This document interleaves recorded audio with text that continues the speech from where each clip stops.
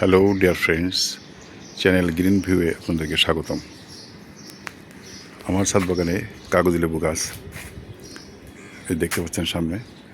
এই যে লেবুগুলো বড় বড় হয়েছে দেখতে পাচ্ছেন, এগুলো ফেব্রুয়ারি শেষের দিকে এই ফুলগুলো হয়েছিল এবং এই ফলটা এখন ম্যাচিওর হয়ে গেছে, কিন্তু বৃষ্টির প্রাদুর্ভাবের জন্য এগুলো যথেষ্ট বড় হয়নি। এগুলো যদি ঠিকমতো বৃষ্টি পেত তাহলে এগুলো অনেক বড় বড় হতো। যাই হোক, এরপর হঠাৎ করে আপনাকে দেখাই এই যে পাতাগুলো, নতুন কচি পাতা। দেখুন, পুরো গাছটা নতুন কচি পাতায় ভরে উঠেছে। এই যে কচি পাতা ডাল, এই যে ডালগুলো দেখছেন, এই ডালগুলো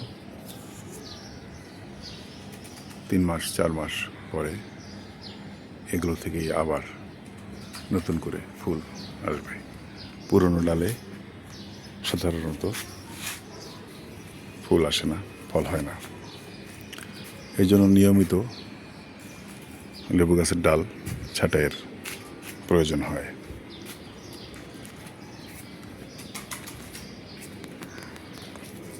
এই যে ডালটি দেখছেন, দেখুন ডালের মাথায় মাত্র 2টি লেবু। এখানে কতগুলো ছোট ছোট ডাল দেখা যায়। এইখান থেকে কেটে দিতে হবে, কেটে দিলে এই ছোট ডালগুলো বড় হবে এবং গাছটা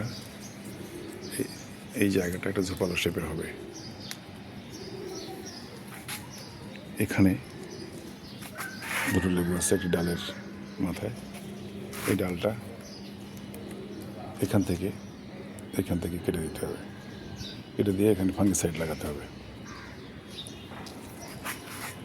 আর এই যে কচি ডালের সঙ্গে ফুল এসেছে, নতুন ডালের সঙ্গে ফুল এসেছে,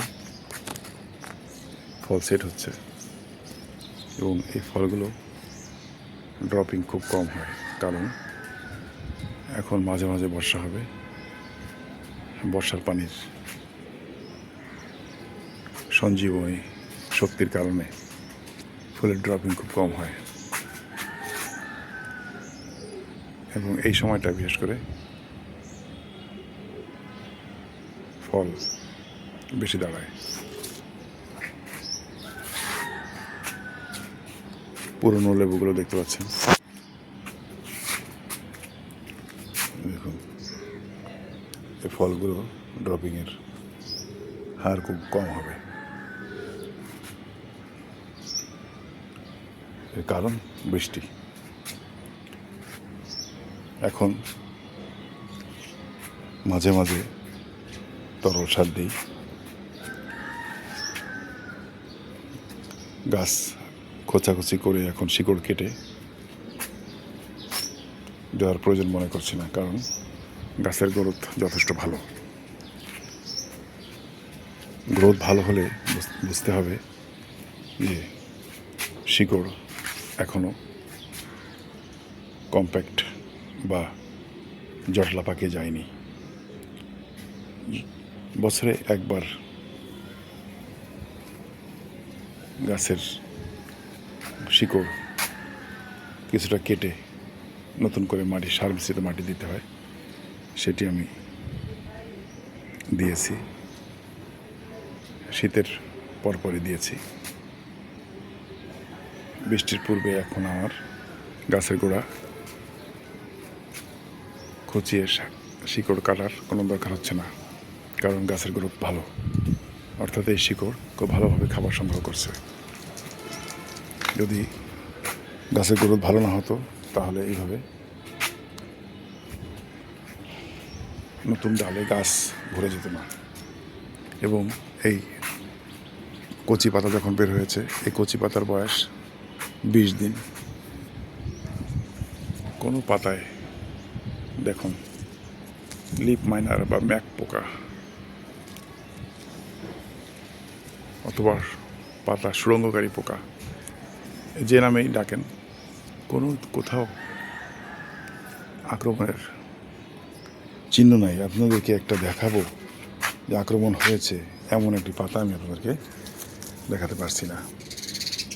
আপনারা যারা ছাদ বাগান করেন তারা কম বেশি এই পোকার সঙ্গে পরিচিত। কোথাও আক্রমণের কোনো চিহ্ন নেই। কারণ ম্যাপ পোকায় যদি আক্রমণ করে অথবা লেদা পোকা অর্থাৎ পাতা খেয়ে ফেলে বা আক্রমণ করলে যদি আমরা প্রতিরোধ না করি তাহলে এই ডালগুলো বের হবে না, বড় হতে পারবে না, পাতা থাকবে না, সালোক সংশ্লেষণ হবে না, খাদ্য তৈরি করতে পারবে না, গাছের গ্রোথ থেমে যাবে। ফলে ফল ধরার জন্য যে ডালগুলো হওয়া দরকার সেই ডালগুলো হতে পারবে না। ফলে ফলের পরিমাণ, ফুলের পরিমাণ কমে যাবে, গাছটিকে দেখতেও ভালো লাগবে না। আপনারা বর্ষার পূর্বে মাঝে মাঝে তরল সার গাছে দিবেন। খোল পচা পানি, কলার খোসা ভেজানো পানি এবং হাড়গুঁড়ো শিংকুচি এগুলো পানির ভিতর দিয়ে সেগুলো মাসের পর মাস আমি দেই। সবগুলো একসঙ্গে মিক্স করে, সাথে হিউমিক অ্যাসিড থাকে, পানির ভিতর দিয়ে সেগুলো মাসের পর মাস পচি আমি সারা বছর গাছের গোড়ায় দিতে থাকি। 10 দিন, 15 দিন, 20 দিন পর পর, কোনো গাছে 7 দিন পর পর। এই কারণে গাছের শক্তি অক্ষুণ্ণ থাকে এবং গাছ প্রচুর ফল দান করে। শুকর আলহামদুলিল্লাহ, সৃষ্টিকর্তার নিকট কৃতজ্ঞ যে তিনি এতটুকু গাছে এত পরিমাণ ফল দান করেছেন।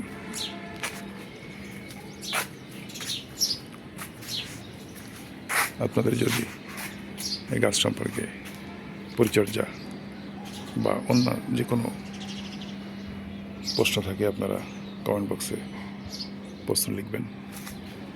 আমি যথা সম্ভব দ্রুত আপনাদের প্রশ্নের উত্তর দিয়ে দেব।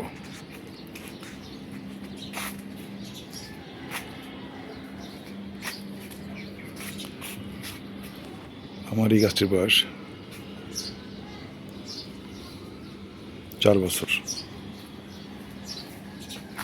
সারা বছরই কম বেশি ফল থাকে।